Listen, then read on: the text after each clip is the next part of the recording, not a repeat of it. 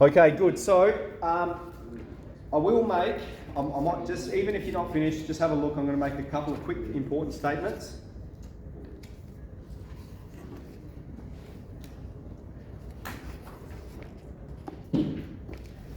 Lenny? Sydney? All right, so the first one is about how I write a test, what the instructions board gives us to write a test. So we will go through these questions, right? And you might be going, I have no idea how to do that question. Very hard question, right? This is like a 5-mark question.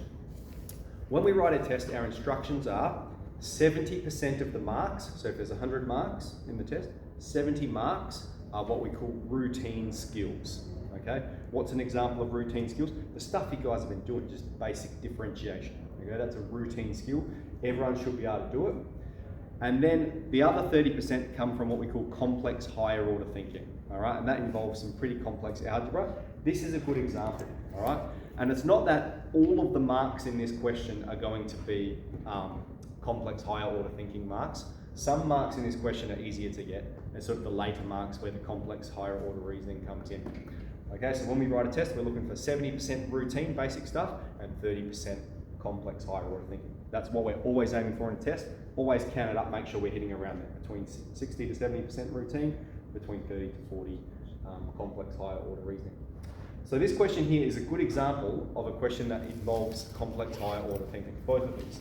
I'm going to do both of them, and I'm not going to make everyone watch, okay? I understand some people may have got it already and move on, but I will encourage you, because it's going to encourage you to have a look, because it's going to allow me to tell you how I think about these problems. Straight off the bat, I don't expect you to be able to just go ahead and solve that, okay? This isn't something I've taught you to do. It's something we're going to learn. We're going to learn lots of processes, and through those processes, going to develop the techniques that allow us, when we're confronted with something like this, we know exactly what to do, how to go about it. Okay? When you're doing a test, all right, your goal is not necessarily to get the question 100% correct. Your goal is to just get as many marks as possible. That's always the goal. Get as many marks as you possibly can. And as a marker, I'm not looking to try and penalise you. Our goal is to award marks to you. That's what our goal is as a marker. I've done exam marking for a number of years, SACE exam marking, that's what they say. Our goal, you're on the side of the student, your goal is to find the marks. So we're looking for where have you earned marks. Okay, let's get into question 5. 5's a little bit easier, and then we'll have a look at 6 and we'll see if we have time for 7. Okay, so with 5 here, we're presented with some function, all right? 2x take b to the power of a, where a and b are some number. We don't know what they are. We're told to find them, given the derivative function is this one here. Now this question just requires a little bit of intuition to begin with, okay? If we look at this function, we should recognise that. We've been doing quadratics since year 10. This is a quadratic function. The leading power is a 2. It's a quadratic, all right? And so that's the derivative function. And here's where the intuition, where the insight is required, is we go, what do we need to differentiate in order to end up with a quadratic? Okay, you can think about it. If we have a quadratic here, what did we differentiate to get it? Okay, and it has to be a cubic, right? Because any time we differentiate a cubic, it takes the power down by 1. So if we're going down by 1 to get to 2, all right, then in the opposite direction, we would have had to have gone up by 1. So what that means is this function here has to be a cubic, okay? This function has to be a cubic. When we differentiate the cubic, we get some quadratic. And that's very useful, because in brackets here we have a linear, and it's only a linear function to the power of 3, all right? A has to be 3 in order for us to end up with x squared as the leading power. So that's the intuition that's required for this question. All right, so straight off the bat from looking at it, we can see with a bit of explanation and maybe a little bit of deliberation, A is 3. If we have A, the rest of it becomes reasonably easy. All right, so here my function then is 2x take away b to the power of 3. Now, I'm going to differentiate that. All right, I'm going to find the derivative. F dash of x is, and I'm going to use the chain rule because we have this function to the power of n.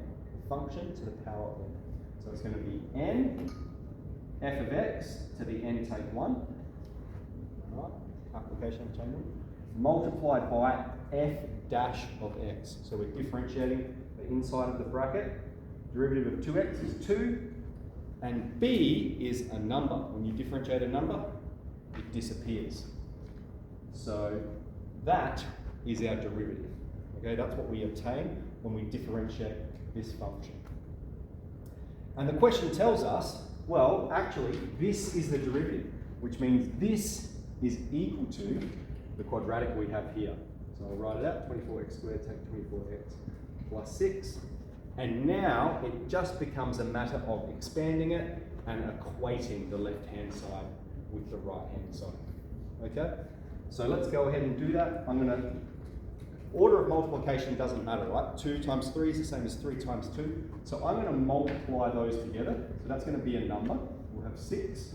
And I'm going to expand this quadratic using the perfect square rule.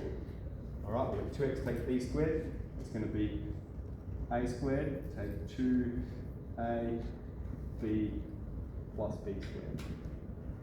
All right, that's what the quadratic expands to. That's perfect square. If that's a skill you need to practice, please ask me. I've got lots of resources to help you out. But assumed knowledge, right? Those kinds of expansion, we need to know how to do that.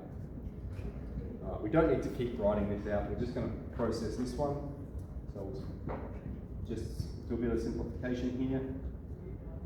4bx plus b squared. All right, now I'm going to distribute the 6.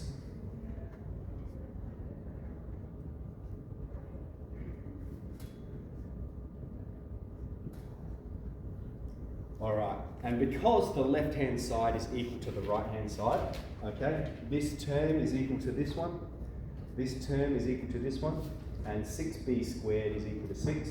We can take either our middle term or our last term, but if we have 6b squared is 6, b squared is 1, b is 1. There's only one value, plus or minus 1. So there's only one, well, two values there. There's only that solution that satisfies this statement here. Okay. Now, hang on. Let's address that. We need to be careful here. I said there's two solutions, but b is plus or minus 1. Okay, that's what we get from performing the mathematics here, but we actually need to reject one of these solutions, all right, to be technically correct. So if we're looking, this is the derivative function, right? If b is minus 1, if we put minus 1 in there, we've got plus 24x here. That term becomes plus 24x, which is not the same derivative. Okay? So that means if we've got b is 1 or minus 1, we have to reject this solution. Okay, so that requires a further bit of insight. Because if you put minus 1 in there, that becomes a positive, and we don't have a positive there in our derivative function. Okay, any questions about 5?